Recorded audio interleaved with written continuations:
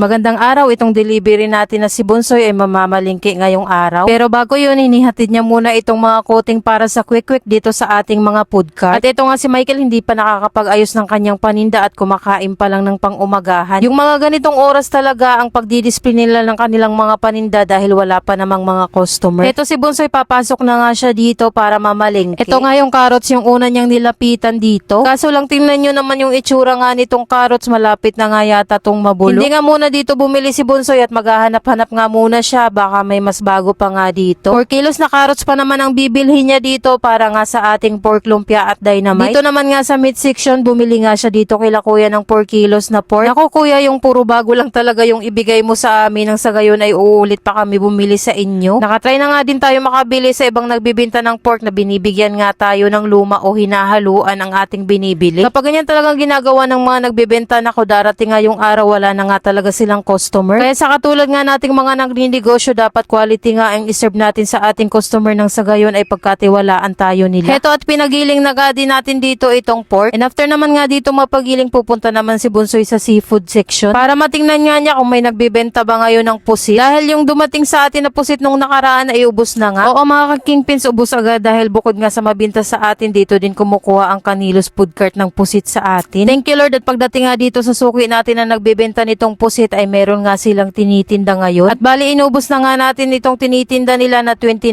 kilos. Panigurado hindi na naman to aabutan ng 1 week sa atin. At dahil mabigat ang pusit, iniwan muna ni Bunsoy at naghanap nga muna siya ng carrots at hindi pa nga siya nakakabili. At dito nakakita na nga si Bunsoy nitong carrots at ito pinagkakalat-kalat niya nga na dito dahil pinipili niya nga yung malalaki. Dahil kapag maliliit nga ang carrots ay madaming ang babalatan at time consuming din nga kapag ganun. Ito at binalikan na nga dito ni Bunsoy ang pusit, binayaran at kinuha na nga niya ito. Sa mga oras na to ay nabili na nga lahat ni Bunsoy at pauwi na nga siya.